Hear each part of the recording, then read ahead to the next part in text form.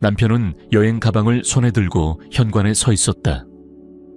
혜진은 부엌문에 기대어 그를 바라보고 있었다. 그녀의 뱃속이 얼음 덩어리처럼 굳어버렸다. 이 날이 올 거라는 것을 알고 있었다. 본능적으로 느끼고 있었다. 그러나 마지막까지 그저 괜찮을 거라 희망했다. 하지만 피할 수는 없었다. 나 떠날게. 준호는 그녀의 시선을 피한 채 낮고 무거운 목소리로 말했다. 혜진은 말을 잃었다. 그의 떨리는 손 안절부절 못하며 발을 옮기는 모습이 보였다. 결혼 생활 동안 그녀는 그를 손바닥 보듯이 익숙하게 알았다. 눈가의 주름 하나하나, 등의 점 하나까지도.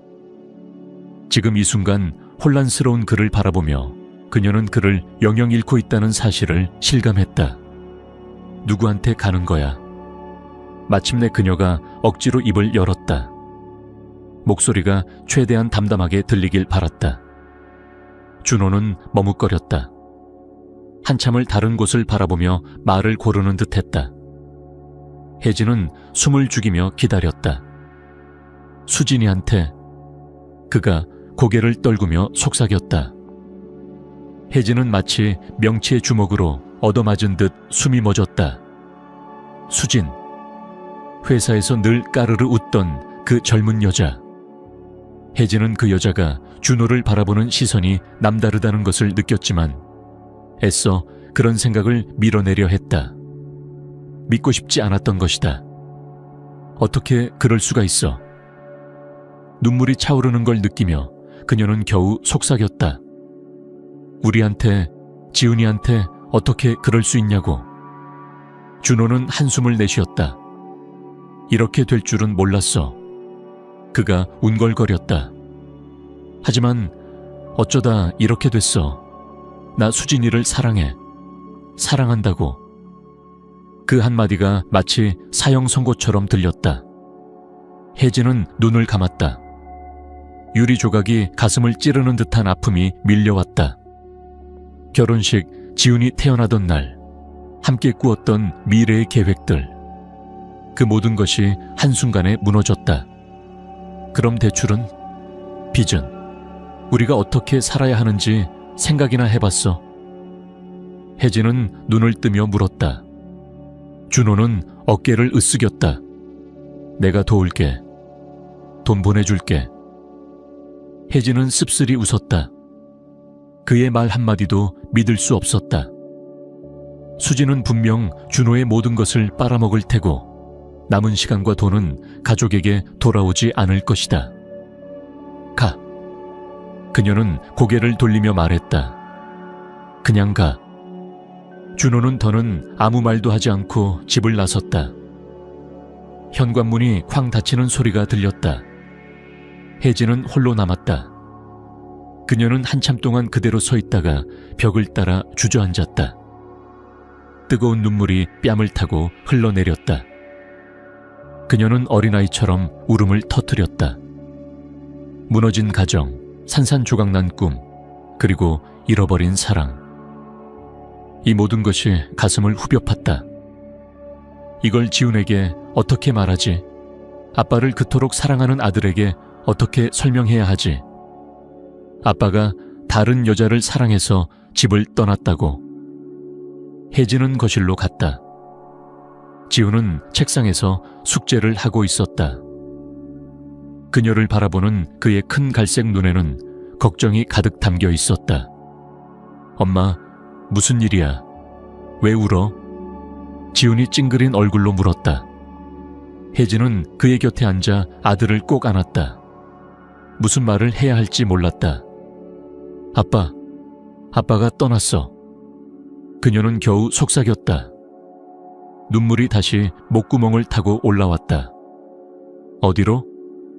지훈이 놀란 듯 되물었다. 다른 여자한테로. 혜진은 최대한 차분하게 대답하려 애썼다. 지훈의 얼굴에 아픔과 혼란이 스쳤다. 그는 말없이 한 곳을 응시하다가 갑자기 자리에서 벌떡 일어나 방으로 뛰어들어갔다. 문 닫히는 소리가 울렸다. 준호가 떠난 뒤 혜진의 삶은 악몽처럼 변했다. 돈은 턱없이 부족했다. 대출, 공과금, 식비, 모든 것이 그녀의 어깨를 짓눌렀다. 병원에서 야간 근무까지 맡으며 간신히 생활비를 마련해야 했다. 그녀는 자신과 건강을 돌볼 겨를도 없이 지쳐갔다. 지훈도 점점 마음의 문을 닫았다. 웃음을 잃었고 더 이상 엄마와 속마음을 나누지 않았다.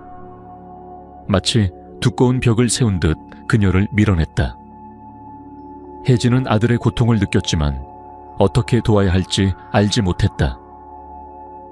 어느 날 야간 근무를 마치고 집에 돌아온 혜진은 식탁 위에 놓인 지훈의 쪽지를 발견했다. 엄마, 사랑해. 내가 도와줄게. 눈물이 다시 그녀의 눈가를 적셨다. 지훈도 힘들다는 걸 그녀는 알고 있었다. 그는 아직 어린아이였다. 그저 최선을 다해 엄마를 돕고 싶었던 것이다. 혜진의 이웃인 박 여사님은 그녀에게 유일한 위안이자 희망의 빛이었다. 다정하고 현명한 이웃은 매일 저녁 차와 빵을 들고 와서 혜진의 하소연을 들어주고 조언을 해주었다. 혜진아, 절망하지 마. 박 여사님은 그녀의 손을 어루만지며 말했다.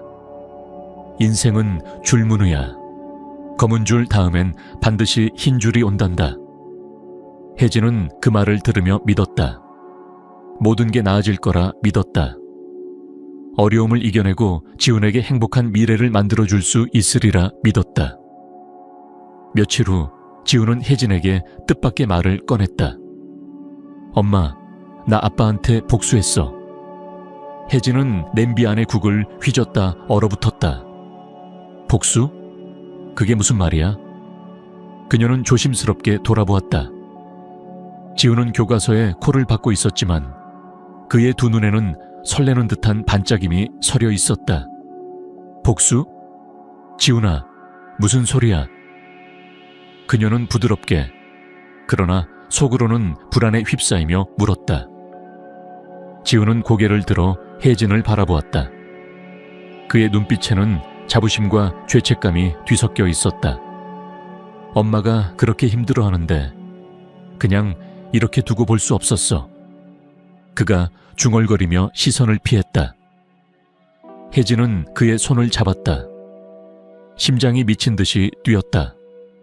설마 아들이 무슨 일을 저질렀다는 건가? 대체 무엇을 한 걸까?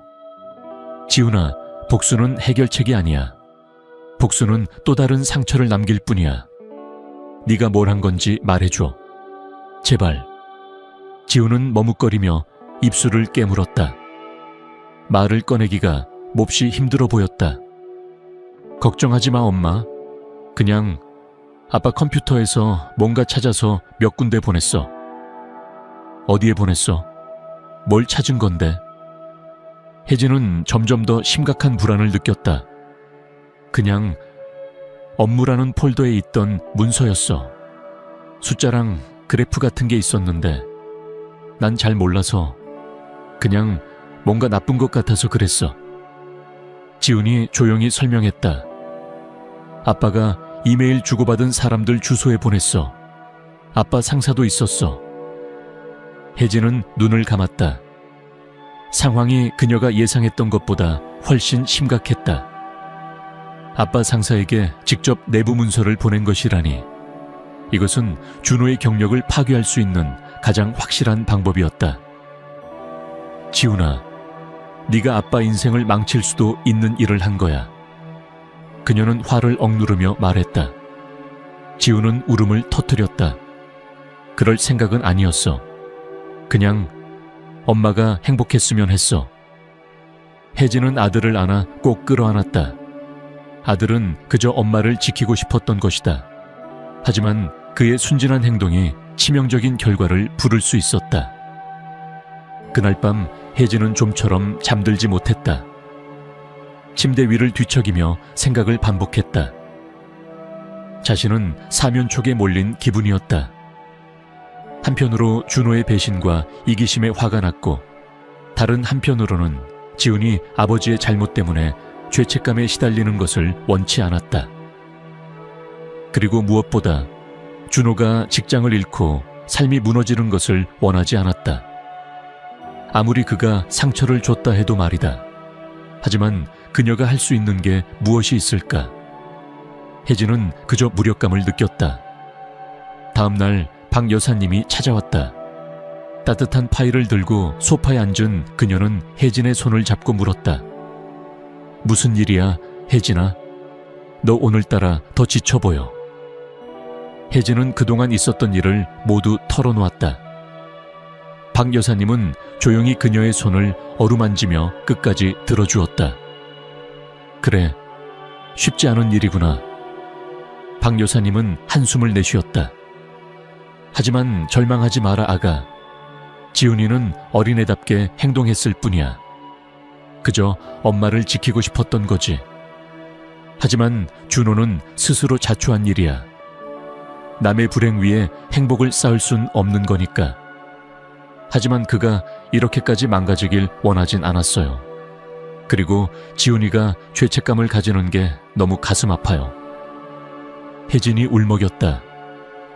혜진아, 남의 선택까지 네가 책임질 순 없어. 준호는 자신의 선택을 한 거야. 지훈이는 이제 차근차근 알려줘야 해. 복수가 해결책이 아니라는 걸. 하지만 너무 심하게 나무라진 말고. 그 애는 그저 널 지키고 싶었을 뿐이니까. 지훈이 그 일을 저지른 지 일주일쯤 지났을 때 혜진에게 준호에게서 전화가 걸려왔다. 그의 목소리에는 눈물과 절망이 배어 있었다. 혜진아, 나야. 준호야. 그의 목소리에서는 예전의 그 자신감이라고는 찾아볼 수 없었다. 나 정말 큰일 났어. 혜진은 얼어붙었다. 그의 이야기를 듣고 싶지 않았다. 그의 문제에 휘말리고 싶지 않았다. 그녀에게는 이미 충분한 고통이 있었다. 하지만 마음 한구석, 오래전에 잊힌 연민이 그녀를 조용히 듣게 만들었다. 무슨 일이야? 그녀는 최대한 담담하게 물었다. 준호는 숨을 헐떡이며 말을 쏟아냈다. 상사가 모든 걸 알아버렸어, 혜진아. 누가 그 사람한테 문서를 보냈어. 내 모든 비리가 다 드러났어. 혜진은 아무 말도 하지 않으며 모르는 척했다. 나 잘렸어, 혜진아. 쫓겨났어. 이제 일도 없고 돈도 없고 아무것도 없어. 내 이름이 온 사무실에 다 퍼졌어. 모두가 내가 어떤 사람인지 알아버렸어. 준호의 목소리가 떨렸다. 혜진은 속이 뒤집힐 것 같았다. 하지만 참고 있었다. 그리고 그게 끝이 아니야. 준호는 계속해서 절망을 쏟아냈다. 수진이가 떠났어. 짐 싸서 나가버렸어. 빚더미 위에 앉은 실패자를 데리고는 못 살겠다고 했어. 혜진은 놀라지 않았다. 애초에 수진의 진심을 믿어본 적이 없었다. 그저 화려한 포장지에 불과한 것이었다. 그러나 지금 그녀는 그런 걸로 흡족해할 기분이 아니었다. 혜진아, 제발 부탁이야. 한참 침묵 끝에 준호가 말했다. 나 좀 도와줘. 내가 얼마나 못했는지 알아. 모든 걸 망쳤어. 그런데 이제 어떻게 해야 할지 모르겠어. 제발 도와줘. 혜진은 눈을 감았다. 이제 와서 날 찾아와 도움을 청하다니. 그녀는 밤마다 흘린 눈물, 미래에 대한 두려움, 지훈에 대한 걱정이 스쳐 지나갔다. 모두 그의 잘못이었다. 그런데 이제 와서 그가 다시 들어와 또다시 그녀의 삶을 망가뜨리려고 한다. 준호야. 혜진은 천천히 차갑지도 따뜻하지도 않은 담담한 목소리로 말했다. 내가 도와줄 수 없어. 도와주고 싶지도 않아. 너는 네가 선택한 길을 갔어. 그 결과는 네가 감당해야 해. 혜진아, 제발. 준호가 말을 이으려 했지만 그녀는 단호히 말을 끊었다. 안녕, 준호야. 그리고 다시는 전화하지 마. 그녀는 전화를 끊고 핸드폰을 소파 옆으로 던졌다. 손이 떨리고 있었다. 긴 노동 뒤의 탈진처럼 허탈함만 남았다. 그에게 연민은 있었지만 그가 준 고통이 그것을 이길 수는 없었다. 그녀는 그를 다시 받아들이게 둘 수 없었다. 다시는. 저녁 무렵 지훈이 학교에서 돌아왔다. 혜진은 그와 이야기를 나누기로 결심했다. 학교는 어땠어? 그녀는 가볍게 말을 건넸다. 그냥 그래요. 지훈은 어딘가 위축된 듯 눈을 피했다. 혜진은 아들이 여전히 죄책감을 느끼고 있다는 걸 알았다.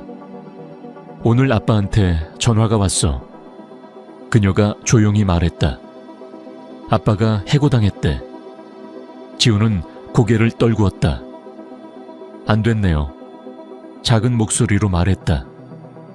넌 엄마를 도와주고 싶어서 그런 거였잖아. 그녀가 그의 머리를 쓰다듬으며 속삭였다.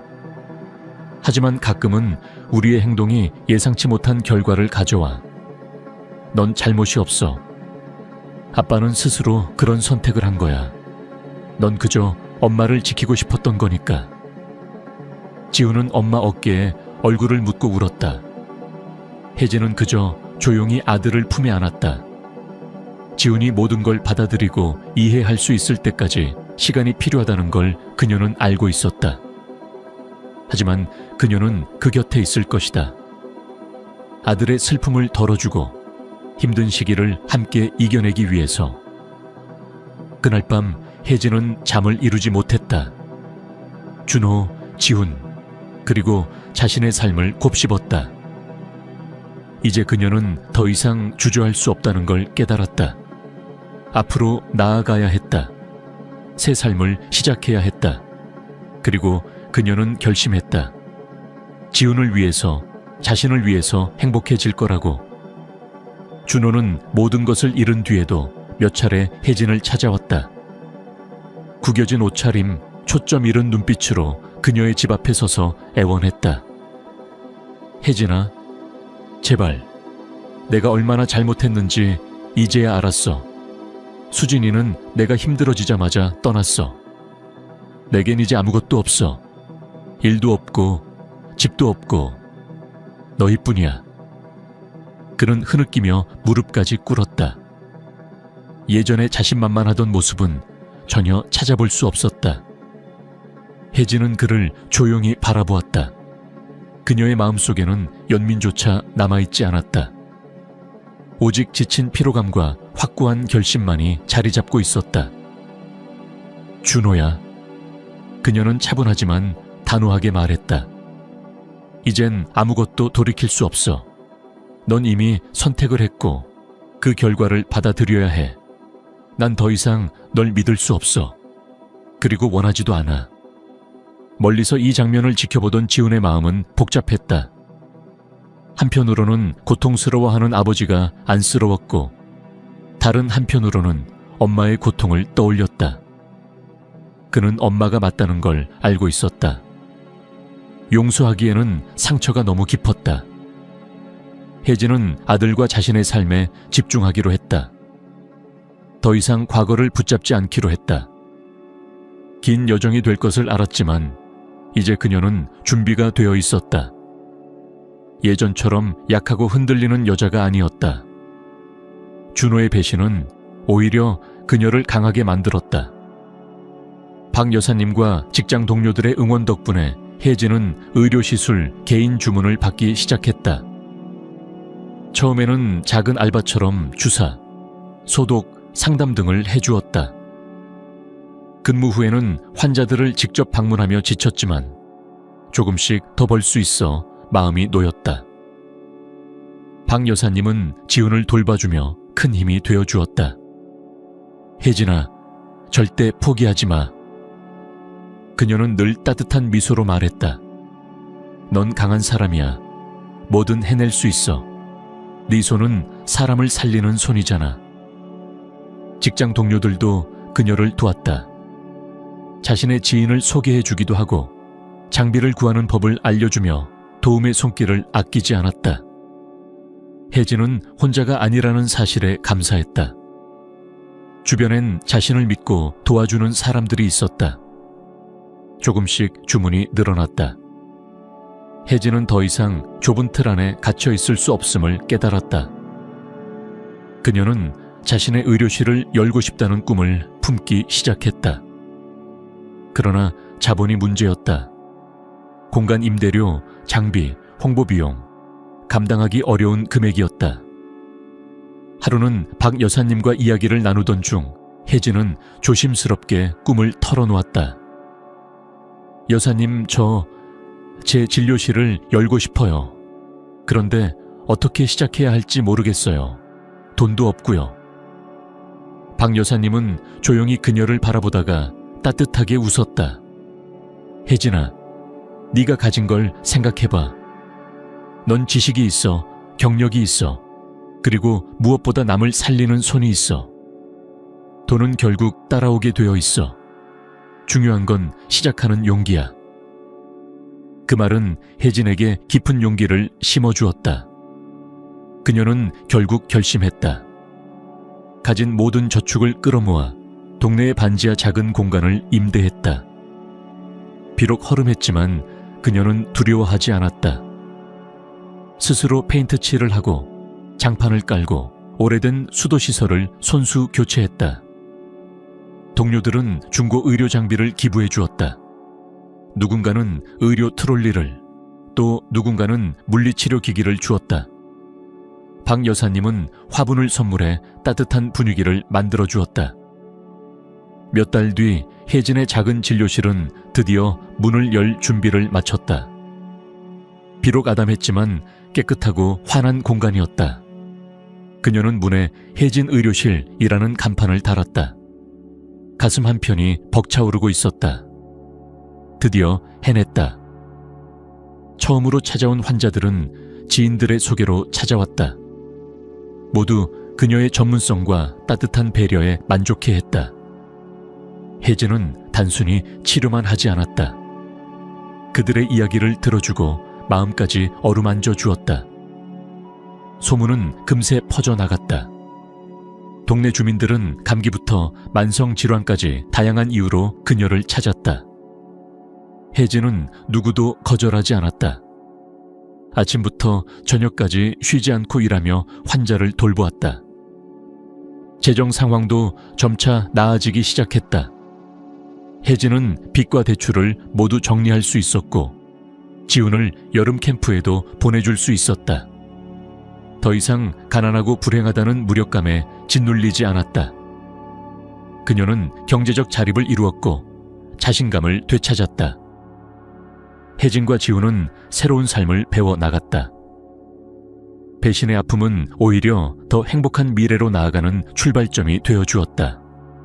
두 사람은 서로에게 더욱 가까워졌다. 함께 있는 시간이 소중했고 서로 가진 것을 감사히 여길 줄 알았다. 지훈은 엄마를 자랑스럽게 여겼다. 그녀가 어떻게 환자들을 돌보는지, 어떻게 삶을 재건하는지를 보며 그녀가 진정한 영웅임을 깨달았다. 준호는 가끔씩 전화를 걸어왔다. 그러나 혜진은 더 이상 그의 전화를 받지 않았다. 과거를 다시 들추고 싶지 않았다.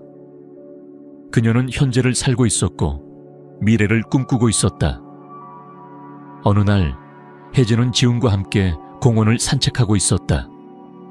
따뜻한 햇살이 내리쬐는 오후였다. 그러던 중 한쪽 벤치에 홀로 앉아있는 준호를 발견했다. 그는 초라하고 고개를 숙인 채 앉아 있었다. 세월이 그를 순식간에 늙게 만들었다.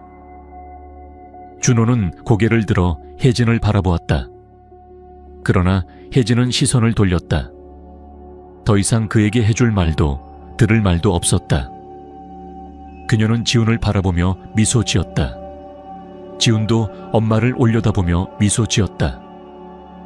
그들은 손을 맞잡고 자신들의 새로운 행복을 향해 함께 걸어갔다.